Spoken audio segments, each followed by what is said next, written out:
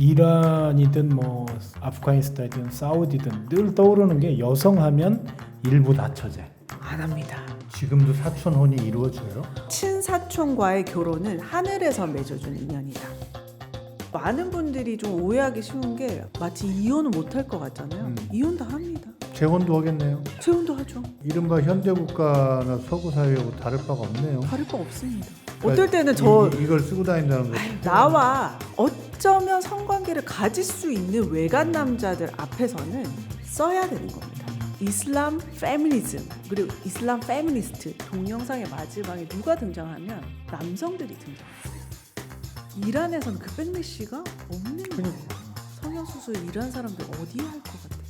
코 수술에 우리도 다 해 너희처럼 다만 숨어서.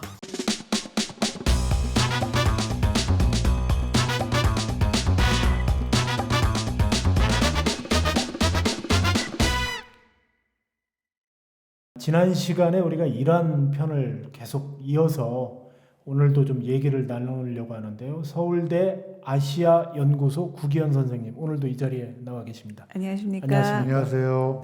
오늘 주제인 이란의 여성 또는 여성 문화 관련해서 아마 우리나라 방송사상, 유튜브 사상 처음 듣는 얘기들이 좀 많이 나올 것 같아요. 저는 오늘 그 강연 주제 제목이 되게 참 임팩트가 있습니다. 험준한 고원의 암사자들, 이란 여성 이야기. 자, 오늘 좀 얘기를 열어주시죠. 말씀하셨듯이 제가 왜 사자들이라는 표현을 썼냐면요. 굉장히 아이러니하게도 1979년에서 딱 30년이 지난 2009년도에 이란 대선 결과에 불복하는 시민들의 정말 그야말로 그 분노의 함성 그리고 분노의 침묵의 이제 평화 시위들이 일어났던 그 시기를 바로 녹색 운동이라고 합니다. 녹색 운동은 6월에 시작이 됐고요. 가을쯤 한 11월쯤 됐을 때 제가 이제 필드 이제 그 인터뷰를 하면서 한 남성 지식인을 만났는데 제가 소회를 물어봤어요. 어떻게 생각하냐. 나는 사실 또 다른 혁명이 일어날 줄 알고 혹은 내가 기대를 하고 있었다. 그런데 이 녹색 운동이 결국에는 불복하고 그 대선 결과를 받아들이지 않았느냐. 어떻게 생각하냐라고 얘기하니까 그 남성 지식인이 어떤 얘기를 하냐면 나는 희망을 가지고 있다. 아마도 10년 뒤에는 우리나라에 여성 대통령이 나올 수도 있다. 왜 그런 희망을 가졌냐면 6월에 그 뜨거운 테헤란의 광장에서 포효하는 사자들을 만났다. 그 사자가 바로 우리 여성들이다. 그 얘기를 딱 하는 거예요. 그래서 너무 멋있고 너무 제 감동적인 그런 구절이라서 제목 나왔네. 네, 그래서 이 테헤란 거리 암사자들 정말 암도 저는 붙이기 싫어요. 이 사자들에 대해서 오늘 말씀을 드려보도록 하겠습니다. 예. 보통 우리가 이슬람 여성이라고 하면 굉장히 이 베일에 가려지고 뭔가 수동적일 것 같고 혹은 어떨 때는 굉장히 억압을 받는 그런 이미지들, 표상들이 굉장히 많잖아요. 그래서 사실 처음에 제가 인류학적으로 이제 이란 지역을 조사하겠다라고 했을 때도 이제 석사 제 주제가 이란 히잡에 대한 이야기였거든요. 그래서 제가 조사를 떠날 때만 하더라도 어떤 이란 여성에 대한 어떤 수동성 이런 것들을 저 역시도 좀 예상을 하면서 선입견을 가지고 갔던 것이 사실입니다. 제가 처음에 이란에서 이제 현지 조사를 할 때는 여성들만 사는 펀시언의 머다르라고 엄마 펜션이라는 이름의 어떻게 보면 사설 기숙사에서 제가 이제 지내게 됐습니다. 뭐 예를 들면 재수생부터 시작해서 대학생 그리고 직장을 다니는 여성들에 이르기까지 그 여성들과 함께 이제 생활을 하면서 이란 여성들의 어떤 면면을 굉장히 많이 봤던 것 같습니다. 그래서 아까 다시 그 암사자 얘기로 이제 돌아오자면 아랍의 봄은 부아지지라고 불리는 한 튀니지 남성이 이제 산화하면서 이제 굉장히 큰 나비 효과처럼 아랍 세계를 떠들썩하게 했던 그런 아랍의 봄이 있다면 바로 1년 전에는 네더라는 여성의 죽음이 뭐 혁명까지는 가지 못했지만 더 그 전국적으로 확산을 하게 되는 그런 역할을 하게 됐습니다. 시위대 같은 걸 보면 여성이 막 한 3분의 1은 돼요? 거의 반반이었습니다. 아, 그래요? 네. 아까 그 남성 지식인이 얘기를 한 것처럼 정말 한 무리 사자들처럼 포효하고 어떻게 보면 저는 데모한 세대들은 아니라서 잘 모르겠지만 제 전방에서 녹색 스카프를 다 매는 거예요. 녹색 스카프를 다 매고. 아, 그래서 녹색 운동이에요? 네. 그게 뭐냐면 사람들이 지지했던 무사비라고 하는 그 개혁파 후보의 상징, 그 대통령 후보의 상징색이 녹색이었습니다. 그래서 그 녹색 운동은 사실 이 무사비를 지지하고자 하는 대선 운동에서 비롯되었습니다. 근데 사람들이 그런 얘기를 했었습니다. 나는 분명히 무사비로 이름을 써서 투표함에 지어넣었는데 내 투표의 결과는 아흐마디네자드로 나왔다라고 얘기할 정도로 부정선거라고 생각을 하면서 이제 사람들이 이제 거리로 나오게 된 것입니다. 그러니까 야당 후보의 선거운동으로 시작은 맞습니다. 그 일종의 시위네요. 네네. 제가 이제 이 얘기를 하고 싶은 이유는 이제 우리가 무슬림 여성들에 대해서는 많이 얘기를 하지만 화면에서도 무슬림 여성이 자신의 목소리로 직접 이야기하는 것은 사실 듣지 못했잖아요.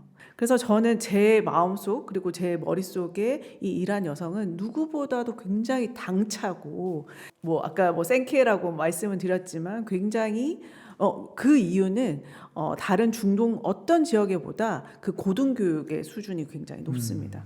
그래서 대학교에서 어떤 얘기가 있냐면 뭐 저도 남자 아이를 키우고 있지만 여자 아이들 무서워서 여자 아이들 많이 있는 중학교는 일부러 안 가기도 하거든요. 한국에서 그것처럼 이란에서도 너무 이 이란 그 여학생들이 공부를 열심히 하니까 성별에 따른 쿼터제. TO제를 좀 해야 되지 않나. 왜냐하면 이 여학생들이 막 60%가 막 넘는 거예요. 막 의대에 진학하는 그 비율이 그럴 정도로 굉장히 여성들이 이제 공부 열심히 하고 반반 돼요, 대학생은? 넘는다는 얘기도 있습니다. 이슬람 국가에서. 네. 근데 문제는 유리 천장은 존재하죠. 이런 건 있는 것 같아요. 뭐 그쪽은 뭐 철을 많이 둘 수가 있고 이런 게 딱 있거든요. 제발 저는 그 무슬림들 이슬람 교도인 분들 만났을 때 일부 다쳐 이제는 정말 식상하다. 지금은 안 해요? 안 합니다.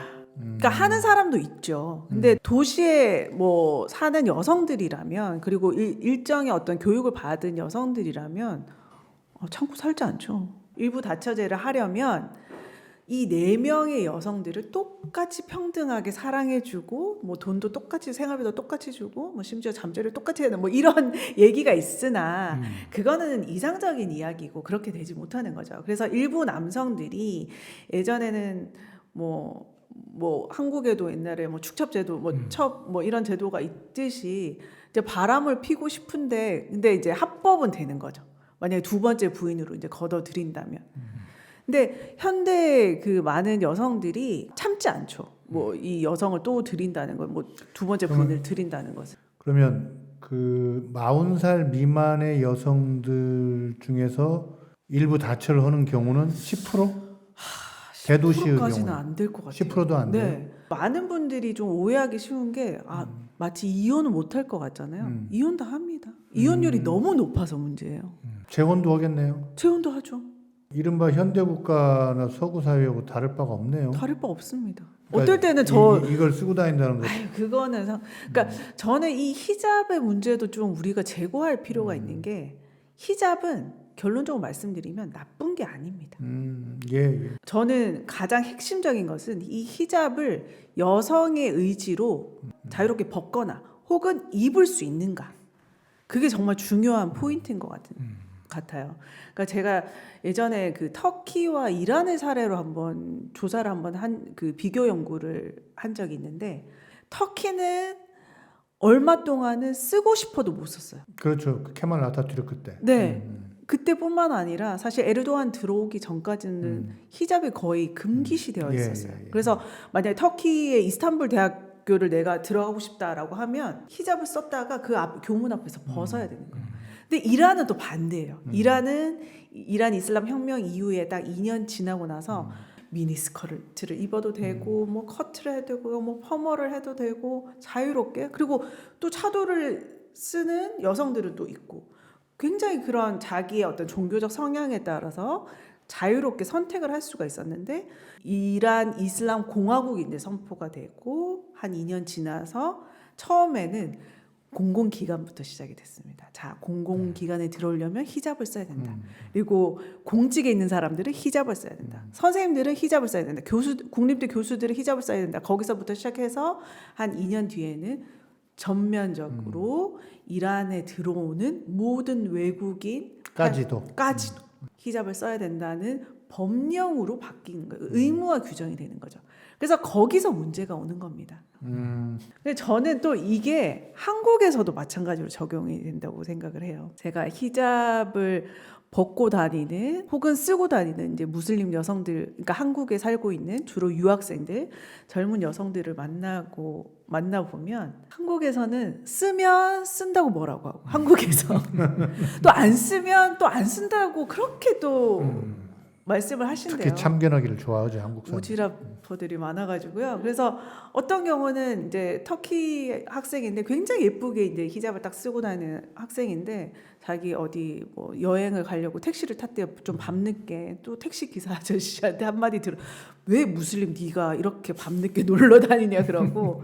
근데 제가 되게 마음 아팠던 지점이 있었는데 이란 유학생이 이제 히잡을 벗었더라고요. 그래서 저는 이제 이런 걸 기대한 거예요. 왜 히잡 벗었냐고 했을 때 자유를 얻었어요. 뭐 한국에서 뭐 자유롭게 살고 싶었어요. 이런 대답을 사실은 기대하고 제가 질문하니까 어떤 얘기를 하냐면 한국에서는 히잡을 쓰면 나를 너무 불안한 시선으로 본다는 거예요.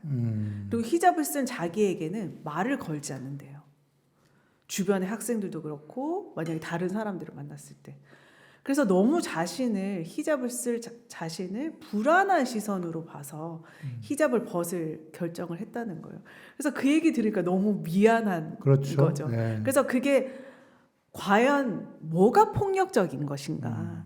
그래서 저는 이 히잡을 쓸 자유를 혹은 벗을 자유를 여성에게 줘야 된다라고 생각을 우리가 하는. 좀 덤덤해지자 그 말씀이시죠? 네, 히잡을 써야만 하는 기준이 있습니다.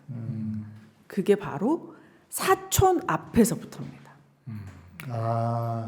사촌은 결혼이 가능하잖아요. 맞습니다. 그렇기 때문에 한마디로 형제가 나와 어쩌면 성관계를 가질 수 있는 외간 남자들 앞에서는 써야 되는 겁니다. 그래서 1촌, 2촌, 3촌 그리고 무촌 남편 앞이나 이런 당연히 안 써도 내 아들 앞에서는 안 써도 되죠. 왜냐하면 내가 이 사람들과 성적 관계를 가질 수가 없고 가지면 안 되는 그런 관계이기 때문에 사촌부터 이거는 뭐 케이스 바이 케이스라고 하죠. 어떤 집안의 어떤 분위기에 따라서 어떤 가정에서는 사촌혼이 많이 이루어지는 또 집들이 있어요. 이제 그쪽에서는 이제 쓰는 사람들도 있고 가풍에 따라서 다르고 지금도 사촌혼이 이루어져요? 가끔 이루어지긴 합니다. 네. 그런데 아마도 매 사장님 세대라고 한다면 그때는 가장 미덕이 사촌과 결혼하는 것이 가장 미덕이었어요. 기성세대는? 네, 기성세대들은 그런 속담이 있습니다. 친사촌과의 결혼은 하늘에서 맺어준 인연이다.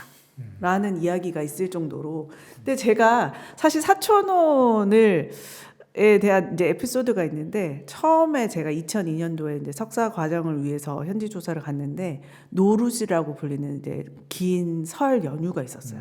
그래서 제가 지방에 있는 한 가정에 이제 방문을 했었는데 제가 저 사람은 누구야? 이제 호구 조사를 하게 되잖아요. 저분은 누구야? 그런데 고모인데 외숙모야. 어떤 경우에는 이모가 시어머니가 될 수가 있는 거예요. 그렇죠. 그 사촌혼이 가능하니까. 그래서 제가 너무 좋겠다. 어떻게 이모가 시어머니 너무 좋은데 그러니까 탁 얼굴 바뀌면서 시어머니야 라고 얘기를 하는. 그 어느 나라나 시자 들어가는 건 잘 시금치도 안 먹고 이란도 마찬가지고요. 근데 자 히잡은 그렇고 아까 이제 일부 다처제에 의한 결혼은 거의 사라졌다. 네. 적어도 젊은 세대에서는 네. 다 사라졌다는데 그러면 그리고 이제 교육 수준도 대학 진학률도 거의 비슷하다. 네. 그러면 사회 진출이나 네. 자기 명의의 재산이라든지 네. 이런 그 경제 활동, 사회 활동. 제가 굉장히 재미있는 에피소드가 있는데 이거는 이란 사례는 아니고 그 아랍에미리트의 이제 아부다비에 살고 있는 한 여성을 이제 만난 적이 있어요. 그 여성은 상속권에 있어서 우리는 n분의 1 동등하게 예, 예, 1대1로 이제 배분이 되는데 그쪽은 2분의 1이더라고요. 그러니까 아들에 비해서는 딸의 그 상속권이 2분의 1. 결혼 여부와는 관계없이. 네. 그러니까 일반적으로. 그런데 보편적으로. 저는 여기서 중요한 점은 1대1대1로 정해져도 그게 보장이 되는가? 저는 한국 사회에서 그거 보장 안 된다고 생각하거든요. 한국도 그렇게 된 지가 법적으로 된 지가 얼마 안 되고 네. 현실에서는 되는 집도 있고 안 되는, 안 되는 집도 집도 있고. 있고. 예. 그래서 그 지점은 뭐냐면 그 아랍권이나 이 이슬람권에서는 딸은 2분의 1이지만 그 2분의 1을 확실하게 받아내요. 그런 뭐 애놀이 없이 확실하게 그 2분의 1의 상속 자기 지분을 확실하게 받아낸다. 그게 정말 인상적이었거든요. 그러니까 비율은 적지만 확실히 지켜진다. 네. 근데 그런 면에서 사실 뭐 뭐 이란 여성을 비롯해서 무슬림 여성을 할 때 사실 법적으로 봤을 때 차별적인 게 맞습니다. 예를 들면 뭐 아까 상속 뭐 비율도 2분의 1이고 여성의 어떤 그 법정에 갔을 때 증인으로서의 효력이 남성의 2분의 1입니다. 그 이유는 예를 들면 간통 사건이 요즘은 뭐 그게 없지만 만약에 그런 간통 사건이 있었어요. 간통 사건이 있는데 증인이 3명이 필요합니다. 근데 여기서 이 증인이 3명은 남성 증인 3명입니다. 남자 3.0 기준. 네. 그래서 만약에 증인이 여성밖에 없다라고 했을 때 6명이 필요해요. 6명이 필요하겠네요. 네. 그래서 그런 면에서 봤을 때 상당히 이 이슬람 법률에서 여성에게 차별적이고 불평등한 게 사실이죠. 그래서 이슬람 페미니즘 그리고 이슬람 페미니스트 이 여성들이 이제 주장하는 것은 꾸란을 재해석하자. 꾸란에서의 어떤 남녀를 상정하는 어떤 생물학적 차이는 인정하지만 이게 사회적인 불평등으로 나가서는 안 된다.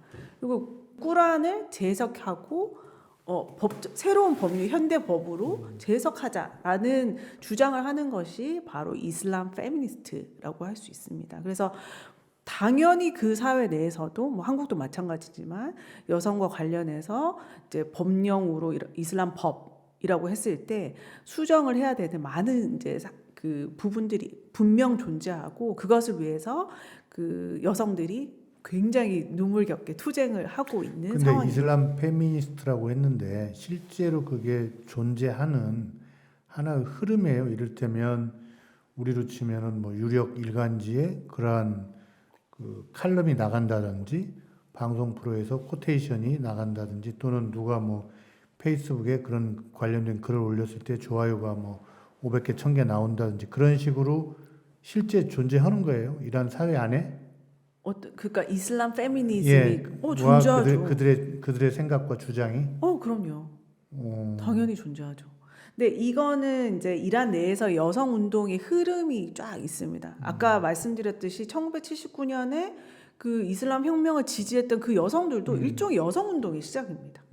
이슬람 페미니즘의 시작입니다. 예. 이슬람을 새롭게 해석하고 꾸란을 새롭게 해석해서 이슬람을 근거로 이슬람의 가르침을 중심으로 우리는 우리 로컬의 어떤 새로운 여성 운동을 만들어 보겠다라고 하는 것이 이슬람 공화국의 초기의 여성 운동을 지지했던 사람들이고 우리가 페미니즘 혹은 페미니스트라고 하면 굉장히 이렇게 서구적인 리버럴하고 막 뭐 그런 이제 이미지들이 있는데 또 그런 여성들도 존재했습니다. 그래서 그런 세속적 서구적 페미니스트들은 상당 부분 이슬람 공화국이 이제 혁명이 일어난 즈음에 미국이나 유럽으로 많은 숫자가 망명을 하게 됩니다. 그래서 이란 내에서는 사실 말씀하셨듯이 세속적인 페미니스트들, 그러니까 아주 뭐 히잡 던지고 싶다 이런 과격한 이야기를 공적인 장소에서는 할 수 없습니다. 그건 사실입니다. 그래서 그 역할을 누가 하느냐? 이란인 디아스포라 여성, 그러니까 제미, 제영, 뭐 제아랍에미리트에 있는 여성들이 계속 이제 이란으로 그런 메시지들을 이제 전달을 하고 그리고 뭐 제미 이란인 학자들을 중심으로 계속해서 이제 이런 그 세속적인 페미니즘 그리고 세속적 페미니스트 운동들을 이제 시행을 하고 있는데 예를 들면 뭐 100만 서명 운동 뭐 이런 운동들이 이란 안팎에서 동시에 일어나는 그러니까 그것의 핵심은 이란 여성들에게 차별적인 법령을 개선하자 바꾸자라고 하는 그런 하나의 목표 안에 100만 서명 운동이 이제 이루어졌었고 이제 소셜 당국은 그런 게 나오면 좀 반응을 해요, 고쳐요. 반응을 하죠. 반응을 하고 뭐 가족법도 이제 개선을 하고 이슬람 근데 아까도 말씀드렸듯이 어떻게 보면 이슬람 페미니즘의 한계라고 하기엔 좀 안타깝지만 이슬람의 그 테두리 안에서 그 법적 해석 안에서 여성과 관련된 법령의 개선은 계속 이루어지고 있고 그리고 그 안에서 계속 이제 투쟁을 하는 거죠. 이란 이슬람 공화국이 건국이 되면서 여성들이 유일하게 진출할 수 없는 직업이 생겼습니다. 혹시 뭘 것 같아요? 아까 증인 수랑 좀 관련이 있어요. 법관. 법관 중에 유일하게 안 되는 검사, 아니요. 판사. 판사. 검사도 될 수 있고 변호사는 될 수 있지만 유일하게 판사직에서는 지금까지도 여성들이 활동을 못합니다. 쉬린 에버디라고 이란 변호사 대표적인 그 노벨 평화상을 받은 그 쉬린 에버디도 원래 판사 출신이었습니다. 그런데 이란 이슬람 혁명이 일어나고 나서 이 판사라는 직업은 이성적인 판결을 내리는 그런 직업이기 때문에 이슬람 공화국에서 이제 해석을 할 때 여성의 이성적 판단을 남성이 2분의 1로 책정을 하고 있습니다. 그래서 아까 말씀드렸듯이 증인의 수도 여성이 이제 더 많아야 되는 거죠. 갈 길이 좀 있네요. 있죠. 당연히 있죠. 저는 한국과 마찬가지라고 생각합니다. 굉장히 저도 이제 학생들을 가르치지만 우리 남학생들한테 좀 미안하지만 어떤 경우에는 굉장히 또 여학생들이 굉장히 꼼꼼하게 열심히 하는 경우도 굉장히 많거든요. 그런데 유리천장이 있거든요. 저도 이제 이란 사회, 한국 사회처럼 그 유리천장이 분명히 존재를 합니다. 여자는 어디까지 올라가나요? 저는 제가 한번 여성 교육에 대해서 살펴보니까 대학교까지는 거의 뭐 경쟁 구도니까 괜찮아요. 근데 교수직이나 아니면 평교사는 여성들은 훨씬 많은데 뭐 교장직이나 그 위에 이제 그러니까 유리천장이 딱 존재를 하는 거죠. 그래서 그런 면에서 이제 여성들의 어떤 한계나 그 진출할 수 있는 한계가 분명 존재하고 있습니다. 우리하고만 10년, 20년 차이 나요?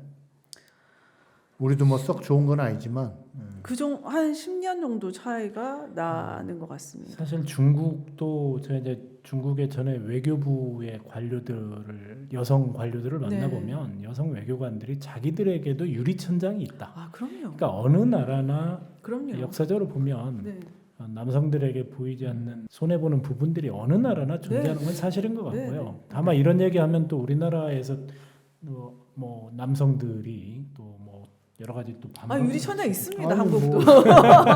근데 이번에 우리나라에서 일정 규모 이상의 대기업들은 사회 이사를 두는 데 있어서 여성의 비율을 정해줬거든요. 그렇죠. 절반인가? 찾기가 어렵다. 그럼도 굉장히 많이 나타났어요. 그러니까 사람이 있는 거죠. 있는데 이제 제도를 통해서 촉진해야 되고 이란도 뭐 그 길을 가겠죠. 뭐 가는데 제가 궁금한 거는 제가 갖고 있는 편견이 뭐냐면, 그러니까 이란에서도 이렇게 시위를 하고 여성들이 서명을 하고 뭐 이렇게 해서 작용과 반작용이 있고 그래서 뭐가 개선된다는 거가 사실 실감이 잘 안 나요. 제가 한 예를 한번 들어보겠습니다. 그 페이스북에 My Stealthy Freedom, My Stealthy, 은밀한 자유, Stealthy. 알리 네자드라고 하는 처음에는 영국으로 갔었어요.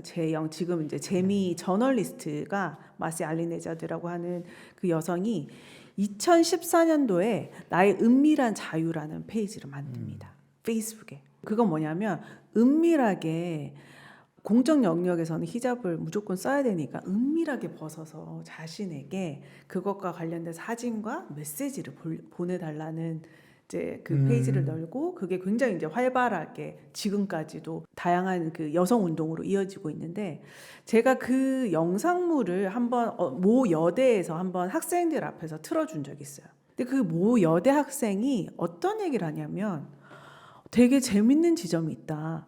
그 영상마다 그게 의도한 건지 어쩐지 모르겠지만 만약에 여성이 무조건 써야 되는데 이 여성들 저항하느라고 이제 막 지하철 같은 데서 히잡을 벗습니다. 그러면 막 이제 어떤 아저씨가 막 뭐라고 해요. 뭐 아줌마가 뭐랄 때도 있고 아저씨가 뭐라고 할 때고 막 뭐 이슬람 국가에서 너 뭐 왜 벌거벗고 있냐. 그냥 히잡 잠깐 벗었는데 막 이렇게 하면 꼭 마지막에 동영상의 마지막에 누가 등장하면 남성들이 등장합니다. 왜 그 여성에게 그런 소리 하냐. 자유를 그냥 두라고. 그래서 그 얘기는 뭐냐면 아까 제가 생각했을 때 매 사장님이 말씀하신 거는 한국에서 벌어지고 있는 페미니즘 운동의 백래시, 그러니까 남성의 백래시를 말씀하시는 것 같은데 이란에서는 그 백래시가 없는 거예요. 이게 남성 여성의 그 대항이 아니라 세속주의자들과 전통주의자들의 그 대항이라고 할 수 있습니다. 그래서 오히려 보수적인 여성들이 막 이렇게 히잡을 제대로 쓰지 않으면 막 와서 야단을 치고 막 뭐 저주를 퍼붓고 이런 사람, 그러니까 전통과 세속 혹은 보수와 개혁파들의 싸움이지 남녀의 대결이 아닌 거예요. 그렇기 때문에 아까 매 사장님이 과연 그게 이루어질까라고 했을 때 개혁파들이 이제 계속 이게 푸시를 하는 거죠, 사회에. 그렇기 때문에 가능하다고 저는 생각을 합니다.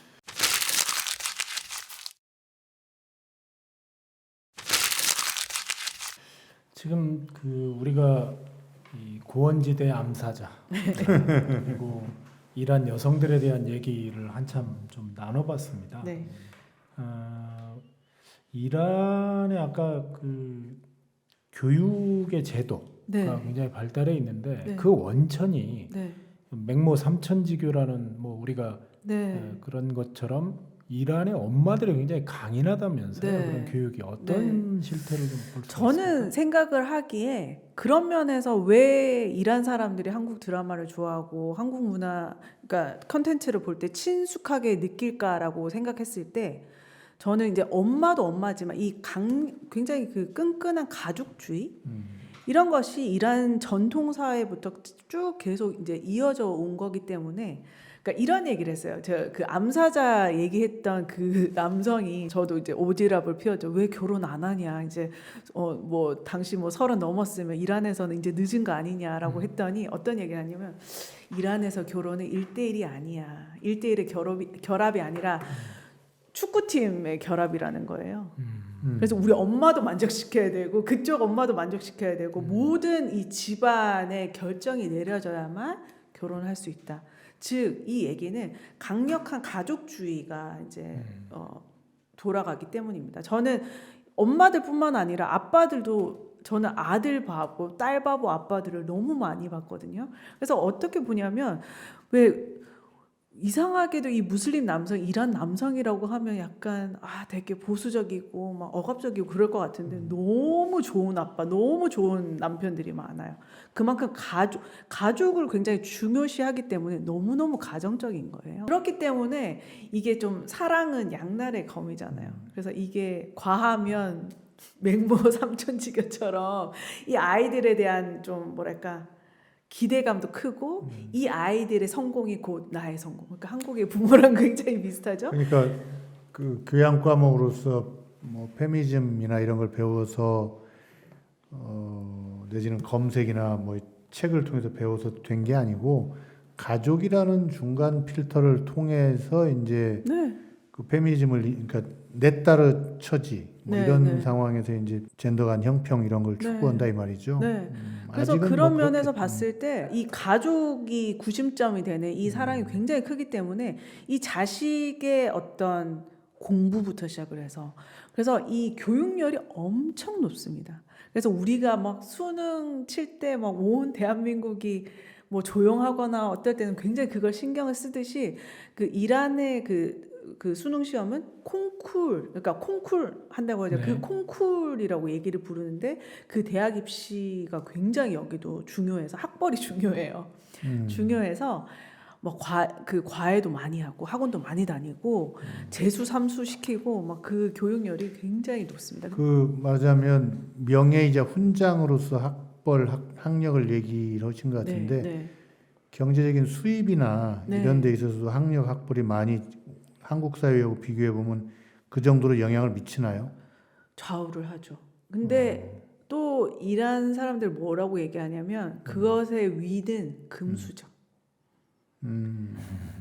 아무리 뭐 테헤란대 뭐 의대 정도 나오면 괜찮아요. 의대 정도 나오면 괜찮은데 아무리 좋은 뭐 테헤란대 뭐 정치학 박사를 하더라도 금수저야 한다라는 세상 사는 곳은 다 마찬가지거든요. 얘기를 태어날 때 금수저 합니다. 물고는 그래서 저 말씀하셨던 것처럼 저도 이란에서 현지 조사하면서 야 진짜 사람 사는데 다 똑같네 너무 비슷하다 이런 생각 되게 많이 하거든요. 아무래도 이제 이란 요즘 최근에는 굉장히 그런 경제적인 어려움을 많이 겪고 있기 때문에 기회를 가질 수 있는 사람들은 그 일부 이제 특정 계급이 있고 그래서 그 이란에서도 이제 그 안에서 굉장히 그 내부적인 비판들이 많은데 고위 공직자들이나 고위 성직자들이 막 그 국민들한테는 미국이 우리의 적이다 뭐 계속 그 얘기를 하면서 자기 자식들은 다 또 미국에 있는 거 유학을 보내거나 뭐 그런 경우가 있어서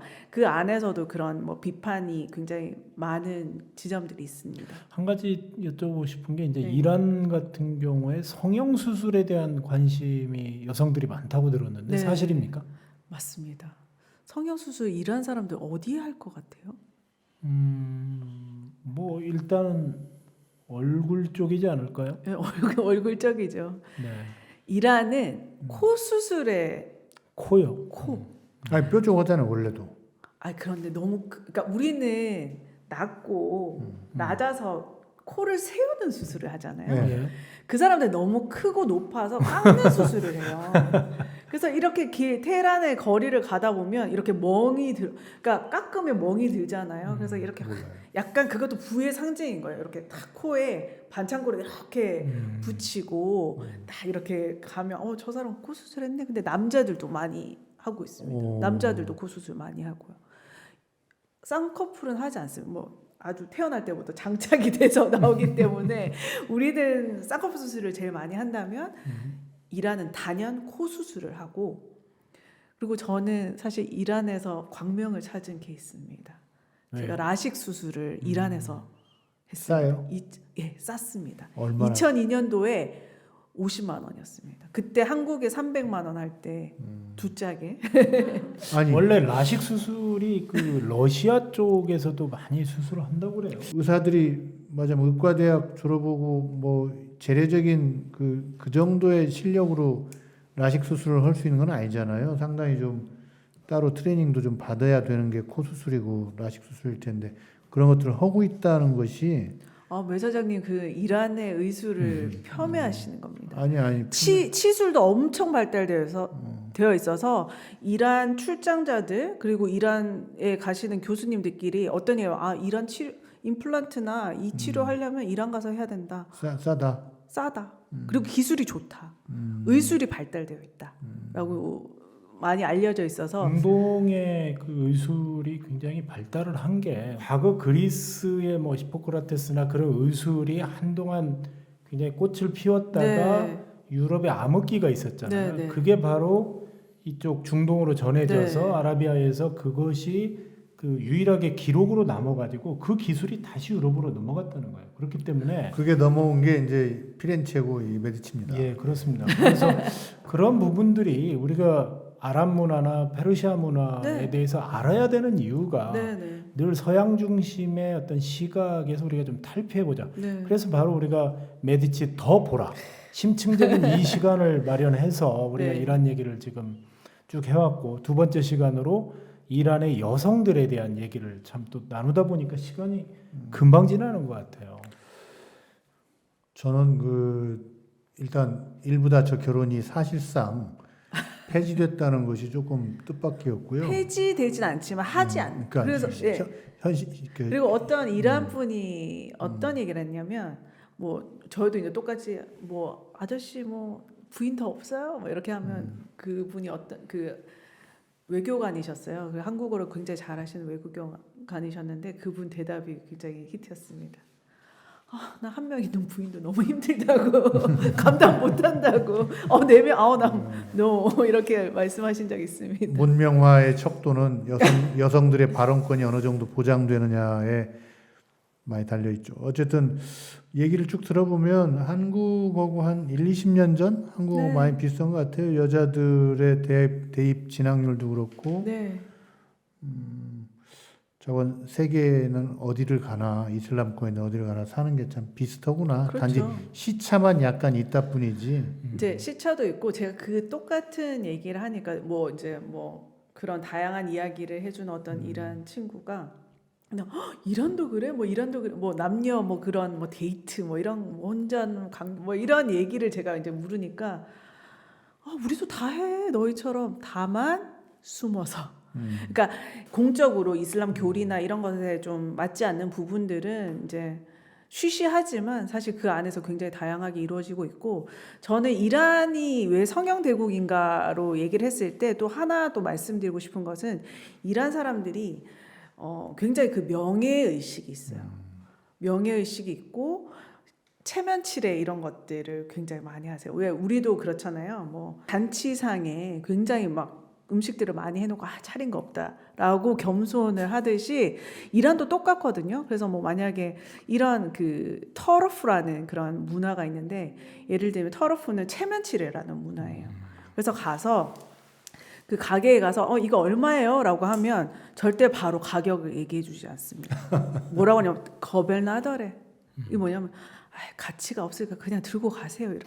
근데 거기서 그냥 들고 가면 안 됩니다. 절도죠. 체면치레입니다. 거벨나더래. 그러니까 이게 일종의 체면치레라는 거는 그만큼 이 명예 이런 것들을 굉장히 이제 중요하게 생각을 하고 그래서 무슬림 여성들의 그 외적인 부분들에 대해서 서로 엄청 신경을 많이 쓰고 그러니까 언급은 하지 않지만 네? 언급은 하지 않지만 언급도 합니다.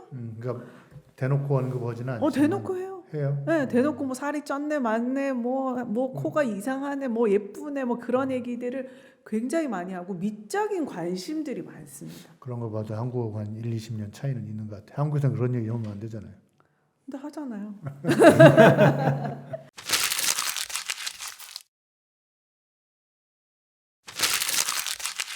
오늘 그 이란의 여성들 특히 그 센케 이란 고원의 암사자들에 대한 얘기를 나누다 보니까 오늘 시간이 된 것 같습니다. 마지막 정리하는 의미에서 우리 구기현 선생님께서 그러면 앞으로 이란 여성들의 미래는 어떻게 될 것인가 짧은 예측을 마지막으로 조금 정리해 주시는 걸로 얘기를 마무리하겠습니다. 저는 참 어려운 부분이긴 하지만 저는 이 이란의 희망과 미래는 바로 우리 여성들, 진짜 이 암사자들에게 있다고 저는 단언코 말씀을 드릴 수 있습니다. 왜냐하면 늘 이란 사회의 변혁과 변동과 그리고 변화를 여성들이 이끌어왔거든요. 그래서 그 얘기는 뭐냐면 굉장히 그 전통적인 가치관이나 어떤 이슬람에 이렇게 매몰되어 있는 전통적인 가치를 여성들이 늘 깨부시고 싶었고 또 여성들을 위해서 계속 변화시켰던 지점들이 있었기 때문에 저는 감히 얘기를 하자면 이 여성들이 바로 이란의 변혁을 이끌어낼 수 있는 주역이 될 것이다. 또 한편으로 이 여성들이 그렇게 해주리라 그렇게 믿고 있습니다. 네. 질문 하나 더 네. 해도 될까요? 네. 그러면 여권이 이렇게 많이 신장됐다고 하는데 말로만이 아니라 현실적으로 되려면 집집마다 세탁기, 냉장고 있나요? 있죠. 지금 이란은 아니 그러니까 어떻게 보면 왜냐하면 이걸 물어보는 거는 우리 이제 기업들이나 네. 우리 기업들의 진출이나 또 이 사람들의 소비 스타일 네. 이런 것들도 우리 시청자들이 좀 알면 네. 이게 이제 너네 나라 이야기에서 나의 투자, 나의 어떤 그 주식 보유 내지는 세상을 읽는 눈에 있어서 좀 더 현실적인 네. 안목 이런 것들 좀 기를 수 있을 것 같아가지고 다음번에 언제 기회가 닿으면 네. 이란은 물론 여성을 포함해서 네. 소비 생활, 네. 경제 생활에 대해서 좀 네. 이야기를 했으면 좋겠습니다. 네. 다음 시간에 한번 그런 예. 보도록 네, 하겠습니다. 좋습니다. 페르시아 명언에 이런 얘기가 있다고 그래요. 물이 고여 있으면 탁하고 더럽지만 흐를 때는 맑고 깨끗하다. 따라서 방랑하는 사람의 영혼은 매우 맑고 아름답다. 이런 얘기가 있다고 그래요. 우리가 고여 있지 말고 늘 지식을 재충전하고 또 전 세계 곳곳을 떠돌아다니는 것이 그래서 중요한 것 같습니다. 그래서 오늘 이란 편에 대해서 우리가 이렇게 구기현 선생님과 얘기를 나눠봤지만 다음 시간에 조금 더 깊은 얘기로 얘기를 좀 더 얘기를 나눌까 그런 생각을 해봅니다. 서울대 아시아연구소 구기현 선생님 오늘 나와주셔서 감사합니다. 감사합니다. 감사합니다.